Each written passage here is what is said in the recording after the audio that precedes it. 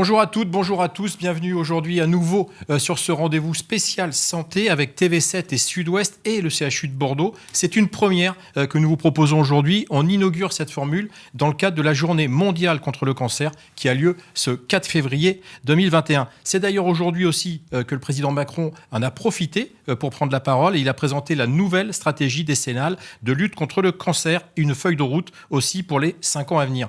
Le chef de l'État avance un plan de 1,7 milliards d'euros et il fait savoir, c'est son regard, que 20% de moyens en plus sont donnés dans ce cadre-là. Donc 20% de moyens en plus pour faire diminuer, si possible, c'est en tout cas son vœu, de 40% le nombre de cancers évitables dans 20 ans. On verra tout à l'heure avec nos deux invités si c'est possible. Pour cette journée spéciale, en tout cas, j'accueille Isabelle Castéra, qui est la journaliste spécialiste des questions de santé à Sud-Ouest. Bonjour Isabelle, on est ravis de vous accueillir et on a deux invités du CHU de Bordeaux et non des moindres que vous nous présentez. Alors, de Dr Rémi Veillon, responsable de l'unité d'oncologie thoracique au CHU, à l'hôpital Haut-l'Évêque, et le professeur Arnaud Pigneux, qui est chef du service hématologie et thérapie cellulaire au même CHU de Bordeaux, hôpital du Haut-l'Évêque.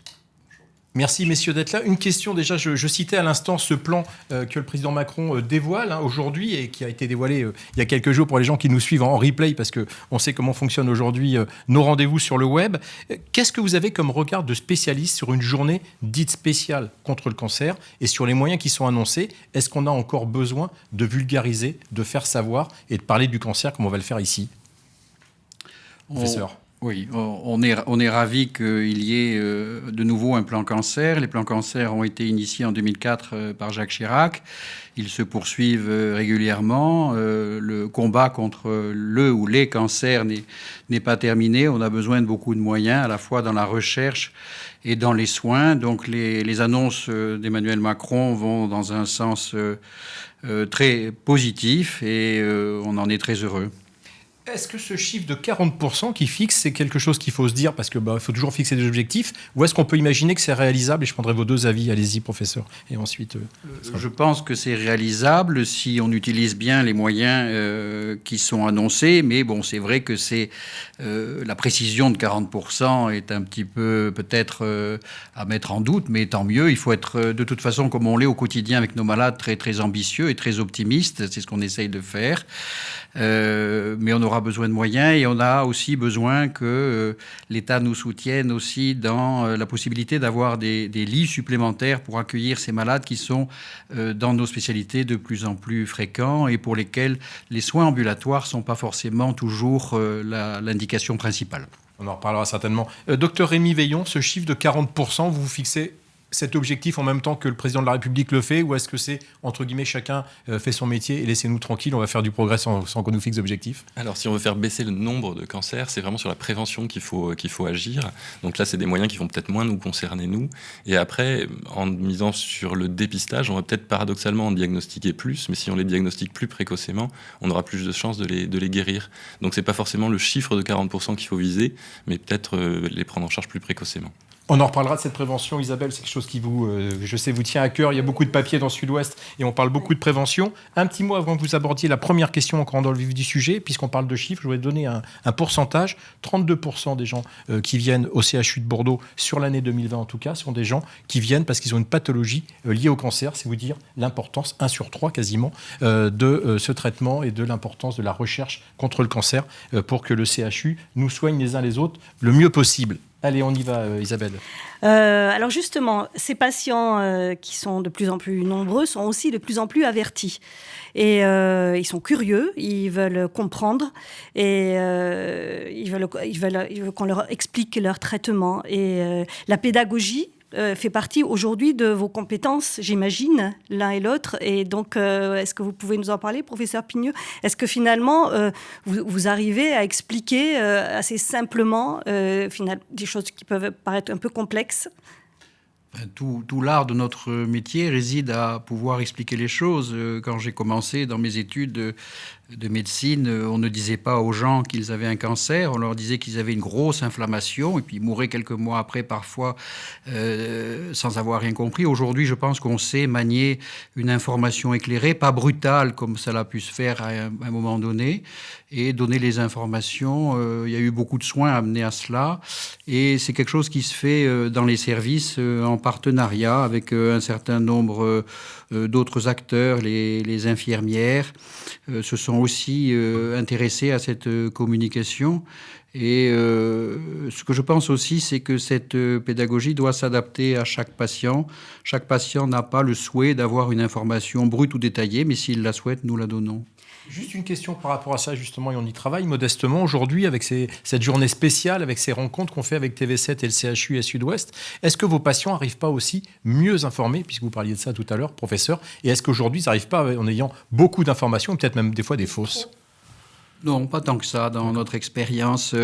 C'est vraiment très variable d'un individu à l'autre. Il y a ceux, effectivement, qui sont très informés, qui se renseignent beaucoup. Mais bon, moi, je travaille en hématologie sur des pathologies très lourdes, notamment les leucémies aiguës, dont je suis spécialiste. Et souvent, les gens aussi préfèrent s'en remettre. Donc, ce qu'il faut, c'est que l'information soit possible, soit ouverte, que les patients qui sont informés vraiment n'hésitent pas à discuter avec nous. Ils le font, hein. Ils nous amènent parfois en consultation des articles de journaux.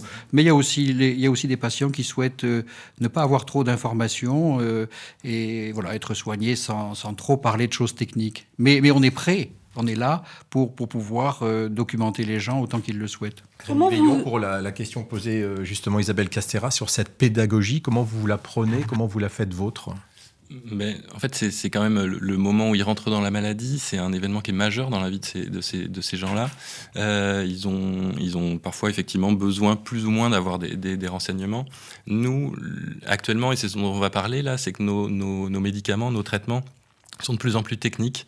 Et donc, du coup, pour que ces traitements se passent bien, on a besoin qu'ils puissent comprendre et du coup pour mieux adhérer au traitement. Si on veut transformer cette maladie-là en une maladie chronique, si on veut qu'ils puissent être suivis longtemps pour leur cancer du poumon, il faut qu'ils puissent bien comprendre ce qu'on fait. Donc c'est vrai qu'on essaye de s'adapter à ce qu'ils sont capables et ce qu'ils ont envie d'entendre, mais pour nous ça fait partie du traitement qu'ils puissent comprendre ce qu'on fait.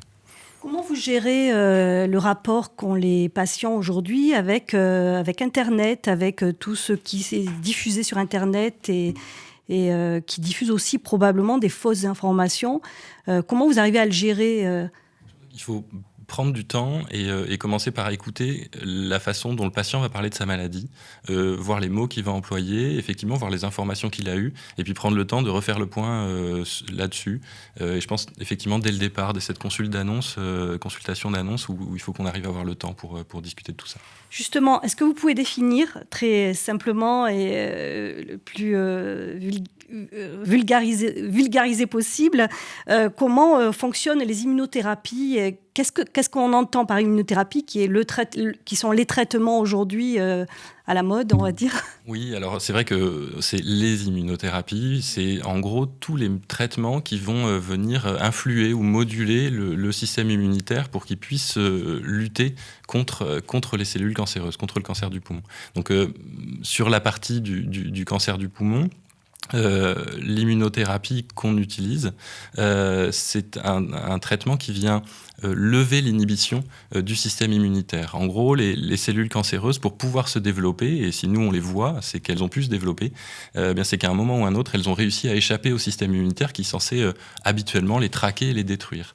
Et donc, les traitements qu'on utilise pour le cancer du poumon actuellement, et qui ont d'abord été vus dans le mélanome, et qui sont aussi utilisés en cancer ORL, et en cancer urologique, ces traitements-là visent en fait à un peu enlever les œillères que peuvent avoir les lymphocytes et les globules blancs pour qu'ils apprennent de nouveau à reconnaître les cellules cancéreuses et qu'ils puissent aller après eux-mêmes attaquer les cellules cancéreuses. C'est marrant, comme vous en parlez, vous parlez comme chose qui vivait, vous avez dit qu'ils apprennent à. Est-ce qu'on peut aller un peu plus loin dans cette vulgarisation et dire qu'est-ce que c'est le pas le plus représentatif de ce progrès qui est provoqué grâce à l'immunothérapie ?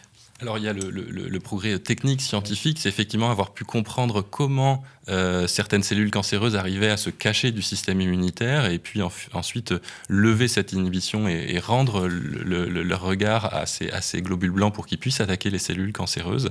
Donc ça c'est la partie technique. Et après il y a la façon dont on va l'expliquer aux patients, dans les modalités de fonctionnement et surtout comment gérer ce traitement et on en reparlera, je pense aussi, les effets indésirables du traitement, qu'est-ce que ça peut engendrer chez eux et il faut vivre avec. Et vous, professeur Pigneux, en hématologie, comment cette immunothérapie, comment elle fonctionne ? Alors l'immunothérapie, il y a des développements récents. Là, vous avez mentionné les CAR-T-cells, mais l'immunothérapie, elle est relativement ancienne. C'est-à-dire que dans le cancer, si on fait un rappel un peu ancien, on a comme moyen de traitement la chirurgie, la radiothérapie, la chimiothérapie. La chimiothérapie cytotoxique, c'est s'attaquer au renouvellement des cellules en détruisant les noyaux qui font qu'elles se répliquent de façon exagérée. L'immunothérapie, c'est un mécanisme naturel de défense contre les bactéries, les virus, mais aussi les cellules cancéreuses que l'organisme veut détruire.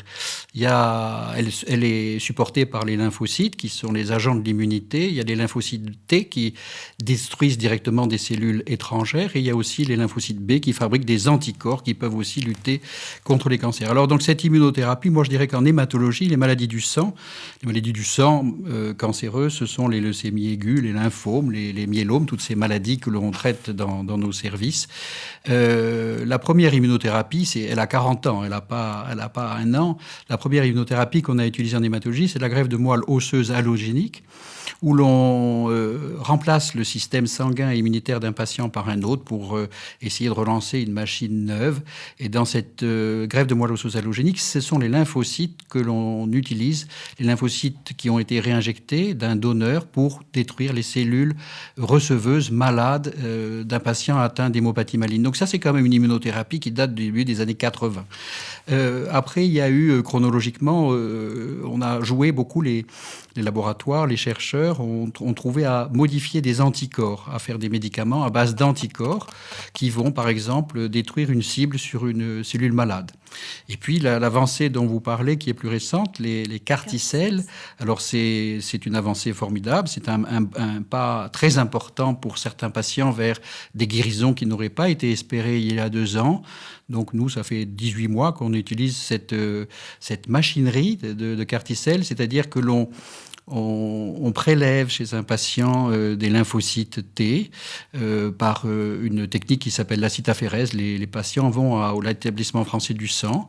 Ils sont branchés sur une machine où on va trier leurs lymphocytes T et rendre toutes les autres cellules au fur et à mesure. Ces lymphocytes T seront mis dans un espèce de sac plastique, puis envoyés sur une plateforme qui peut être aux États-Unis, en Hollande. Ça dépend des plateformes. C'est l'industrie pharmaceutique qui va modifier ensuite ces cellules. Ces cellules partent pendant 1 mois à peu près dans une usine où elles vont être modifiées et multipliées, amplifiées.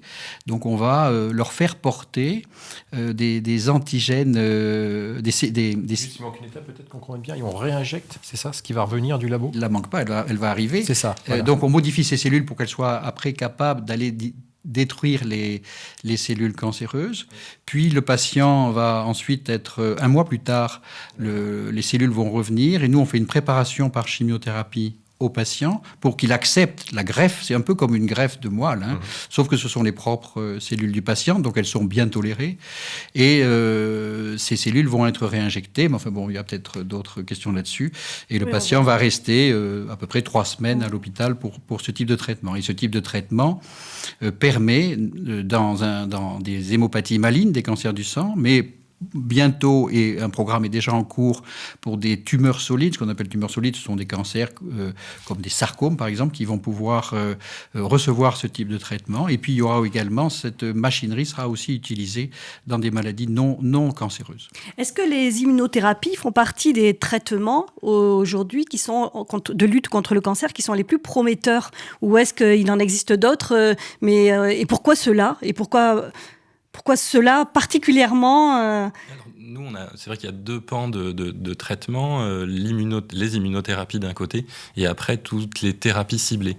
L'immunothérapie permet justement au système immunitaire de reconnaître les cellules cancéreuses, mais je sais que vous avez eu le professeur Pierre Dubus hier soir qui vous en a un petit peu parlé. On a sur la plateforme de biologie moléculaire la possibilité d'essayer d'identifier les mécanismes qui se sont déréglés dans les cellules normales pour qu'elles deviennent cancéreuses et qui sont souvent à l'origine de la tumorogénèse. Et si on arrive à identifier un de ces mécanismes de départ, on a parfois des traitements beaucoup plus ciblés qu'on peut également proposer. C'est l'autre grand pan de développement de nos thérapies. Quand il y a des évolutions aussi importantes que celles-ci que vous signaliez à l'instant, professeur, avec vous aussi, docteur Rémi Veillon, comment justement, puisque c'est notre souci de cette rencontre aujourd'hui dans le cadre de la journée mondiale, d'une meilleure information autour du cancer, comment on fait passer le message à ce patient qui vient vous voir, qu'on va lui appliquer cette thérapie qui est nouvelle, enfin qui est maîtrisée depuis 18 mois, vous en parliez, et comment on lui explique, c'est-à-dire est-ce qu'il y a un espoir et en même temps un peu de stress de se dire je vais participer à quelque chose que je ne connais pas bien. Comment vous le présentez, ce que vous venez de nous expliquer de façon très claire? Est-ce que vous faites la même chose avec le patient? On fait exactement la même chose. On fait ça en équipe pour ce qui concerne cette nouvelle possibilité que sont l'application des CAR-T-cells chez nous. Tout est très structuré. Nous avons même une infirmière, dite infirmière de CAR-T-cells, qui va aussi rencontrer le patient, lui présenter les éléments. On a des outils papier, des outils de petites vidéos pour expliquer les choses. Puis le médecin passe et repasse. Et parfois les patients sont adressés d'autres cliniques ou hôpitaux de la région, puisque nous sommes, pour ces techniques-là, aujourd'hui, pour la Nouvelle-Aquitaine, le seul centre à pouvoir les appliquer. On s'adapte à chaque fois à la demande, mais c'est vrai que ça prend plus de temps d'expliquer un traitement très lourd que la prise d'un comprimé dans une consultation. Pourquoi tous les patients ne sont pas éligibles, entre guillemets, à ces traitements certains, alors à ces traitements, si vous voulez parler des je peux répondre des CAR-T-cells. Alors tout à l'heure vous disiez aussi quelque chose que je voulais commenter. Est-ce qu'il y a autre chose? Oui, il y a plein d'autres avancées thérapeutiques. Celle-ci est très médiatisée car elle est un progrès très important et aussi, on pourra peut-être en parler, extrêmement coûteuse. Alors il y a d'autres types de traitements dont on parle moins. Qui sont aussi prometteurs ? Qui sont également prometteurs aussi. C'est-à-dire qu'un médecin oncologue, Rémi dans le poumon ou moi en hématologie, on utilise tout l'arsenal qui est à disposition. Alors, après, vous me disiez pourquoi cela a été utilisé. Alors, chez nous, là, en hématologie, actuellement et depuis 18 mois, les traitements par CAR-T-cells ont été diffusés, proposés pour les patients atteints de lymphome malino-hodgkinien. Ce sont des maladies hématologiques cancéreuses qui touchent les ganglions. Et pour ces malades-là, c'est là où les essais ont été les plus probants. Qu'est-ce que c'est les essais? Chaque médicament, le CAR-T-cell, ça peut aussi être assimilé à un médicament, doit être testé dans des essais cliniques où on compare la méthode d'avant avec une méthode nouvelle. Et donc, quand ça a été fait dans des très grands essais, il a été montré que par rapport à ce qui était proposé avant et cette nouvelle technique permettait d'améliorer, si vous voulez, le nombre de rémissions qui passait de 5 à 40%. Bon, ça, c'est un exemple tout à fait fictif. Clairement, vous avez le sentiment, plus que le sentiment d'ailleurs, dans les faits réels, vous voyez les patients que vous n'auriez pas pu sauver ou soigner il y a quelques années, aujourd'hui aller mieux. Non, mais ça, c'est évident, et c'est ce qui fait le côté passionnant de notre métier, de notre côté, et puis beaucoup d'espoir pour les patients. On passe de maladies incurables à maladies curables, et ceci indépendamment de l'âge. Les traitements par CAR-T-cell peuvent être faits proposés au-delà de 70 ans. Mais pour répondre à votre question, pourquoi cette maladie et pas d'autres, ça vient vraiment des essais qui ont été faits. Les essais sont très probants dans le lymphome malino-hodgkinien. Ils le sont aussi dans le myélome multiple. C'est un nouveau champ d'hémopathie pour lequel on va pouvoir proposer ces traitements par CAR-T-cell très prochainement. Donc ce sont les essais cliniques où on compare ce que l'on faisait avant à ce que l'on peut faire maintenant, qui vont nous guider dans telle ou telle maladie. Est-ce que ça vaut le coup d'appliquer ou pas tel ou tel type de traitement? Est-ce qu'on peut imaginer un élargissement encore du champ de cette c'est pas imaginé, c'est en route, et c'est pour ça qu'on a besoin de moyens financiers, des autorisations de santé pour pouvoir développer ces médicaments, et on aura aussi besoin ça c'est pour le CHU, de moyens capacitaires pour pouvoir proposer ce type d'espoir pour la plupart de nos malades. Docteur Veillon, dans le cancer du poumon, est-ce que tous les patients sont éligibles à l'immunothérapie, aux immunothérapies ou pas, et pourquoi non? Alors, l'éligibilité, on arrive le plus souvent à utiliser ce traitement, mais ça va forcément pas pouvoir marcher chez tout le monde. Et l'idée, c'est d'essayer par le mécanisme d'action, comprendre chez qui ça va marcher ou pas. On a, en fait, dans le mécanisme d'action de l'immunothérapie, il faut imaginer un patient, une personne qui a irrité son poumon tout au long de sa vie, que ce soit avec des toxiques dans son milieu professionnel ou avec le tabac. Il faut imaginer un poumon qui a été irrité pendant des années ou des décennies et qui a sans cesse dû se réparer. Donc forcément, au moment où nous, on a le résultat qu'est l'apparition d'un cancer, souvent ces cellules sont très abîmées, très altérées et donc assez différentes des autres cellules de l'organe. Et donc c'est plus facile de dire au système immunitaire de les reconnaître et d'aller les attaquer. Paradoxalement, on a de plus en plus de patients qui n'ont pas fumé ou qui n'ont pas été attaqués par des toxiques. Et là, on cherche d'autres mécanismes parce que ce sera plus difficile pour le système immunitaire de les reconnaître. Et c'est là où on cherche à identifier le mécanisme qui s'est déréglé et où on part sur des thérapies ciblées, où on essaye d'aller attaquer directement ce mécanisme altéré. Justement, par rapport à ce choix des thérapies, ce que vous allez faire comme choix, professeur Pigneux, tout à l'heure vous avez parlé de quelque chose qui est crucial, c'est le prix de la recherche et le prix. On n'est pas habitué à en parler, mais le coût de ces soins. Est-ce que c'est quelque chose qu'on intègre? C'est-à-dire, quand vous avez tout à l'heure parlé de cette nouvelle thérapie en disant elle coûte très cher, est-ce que du coup, vous savez que dans une année, vous n'allez pas pouvoir l'appliquer à tout le monde, ou est-ce que c'est largement possible de la proposer à tous les patients, ou est-ce qu'on doit faire des choix? Je sais que la question est douloureuse pour le spécialiste que vous êtes. Elle est plus douloureuse, je pense, pour l'homme politique que pour nous. Alors, il n'y a pas une grande justice dans l'accès aujourd'hui en France à certaines thérapeutiques. Mais je peux vous répondre à différents niveaux. Par exemple, cette chose-là, les carticelles, il y a une autorisation, parce que la Haute Autorité de Santé a mis que l'amélioration liée à ces traitements méritait remboursement par la sécurité sociale. Donc il n'y a pas en théorie de limite, et notre centre est prêt à accueillir, dans la limite de sa capacité d'accueil, les patients de la Nouvelle-Aquitaine. Ça, c'est pour ce traitement-là. Mais il y a d'autres traitements. Il y a des traitements contre le cancer innovants, pour lesquels nous sommes en discussion avec le ministère et les autorités, parce qu'il y a parfois pour certains médicaments un accès variable qui dépend de budget que l'on n'a pas. Par exemple, pour traiter une leucémie aiguë dont je m'occupe, il y a un budget X dans lequel ne va pas rentrer des médicaments qui ne sont pas remboursés, ou dans une enveloppe particulière qui sera négociée chaque année. Donc, il y a en France, c'est vrai, maintenant, parfois, un accès qui est inégal, et on se bat pour que ce soit entendu par les autorités.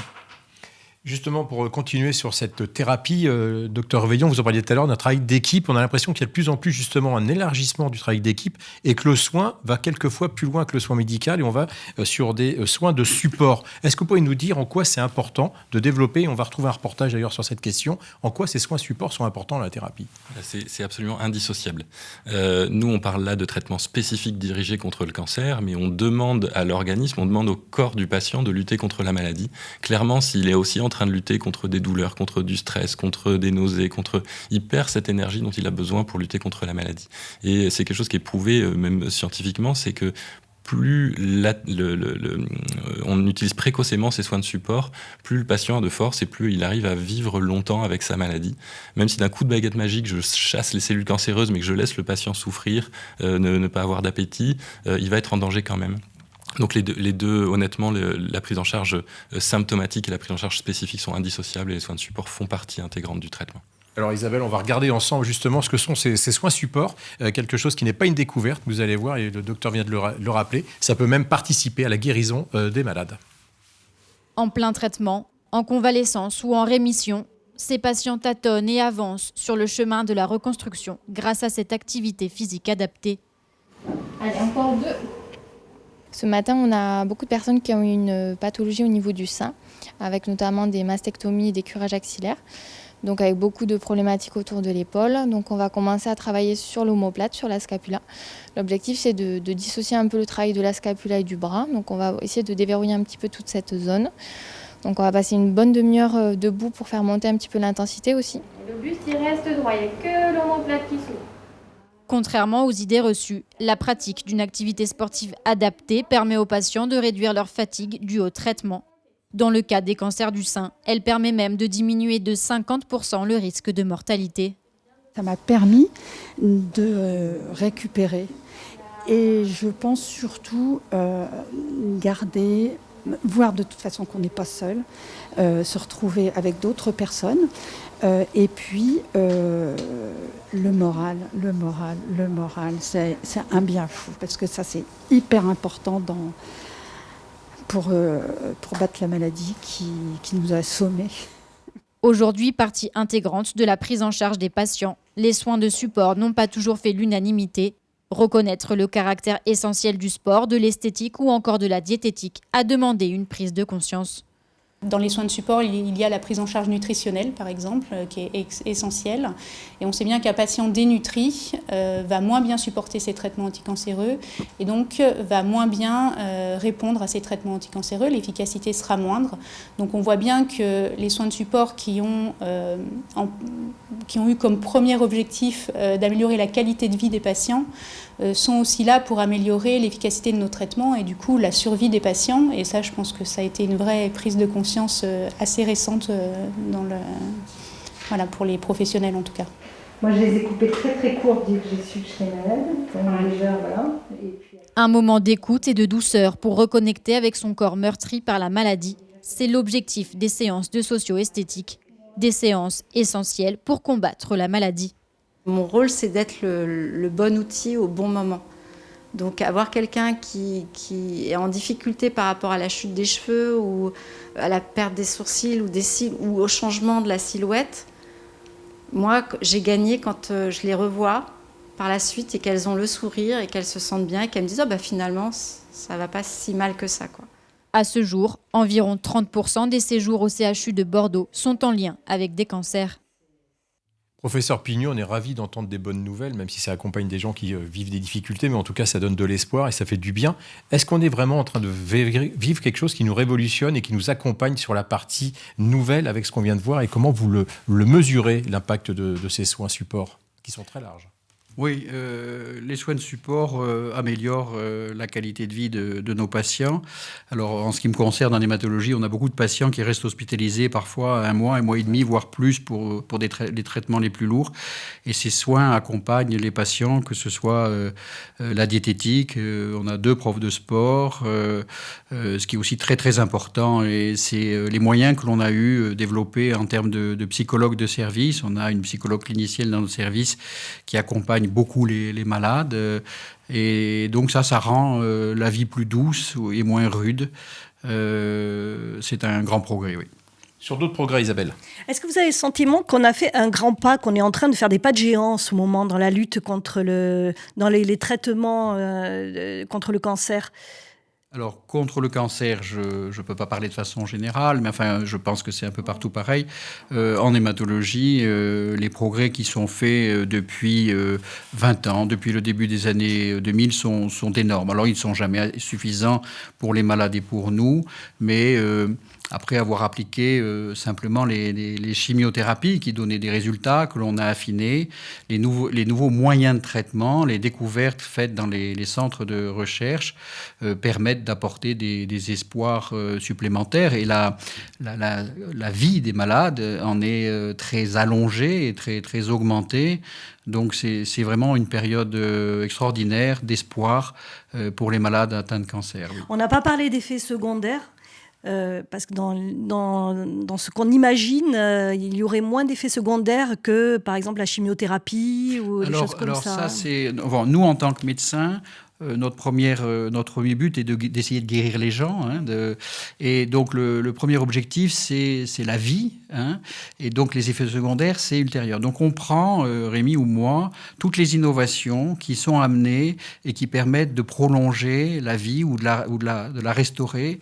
Et ce qui est vrai, c'est que dans ce qu'on nous propose, il y a des choses que l'on trouve merveilleuses, c'est-à-dire qu'il y a des nouveaux médicaments par voie orale, par comprimé, qui permettent d'obtenir des guérisons de patients sans aucun effet secondaire. Et puis, il y a ces fameux exemples comme les carticelles qui vont entraîner une certaine toxicité, mais on ne choisit pas. On ne choisit pas les progrès qui sont réalisés dans des laboratoires.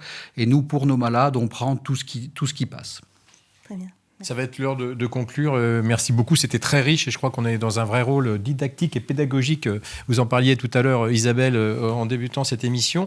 Justement, Rémi Veillon, est-ce que vous pouvez, en tant que docteur spécialiste que vous êtes, donner un conseil au grand public qu'on représente et qui nous donne un peu la parole à travers nous aujourd'hui sur ce que je peux faire demain en matière de prévention? Parce que c'est à la fois rassurant ce qu'on vient de se dire, et puis j'ai envie de te dire, si on se referme sur soi-même, on se dit non d'un chien, qu'est-ce que je vais faire pour prévenir ça? C'est quoi le message de prévention à faire passer pour conclure? Alors pour la partie cancer du poumon, c'est vraiment limiter les toxiques qui vont irriter le poumon, donc évidemment le tabac évidemment, et puis les expositions professionnelles.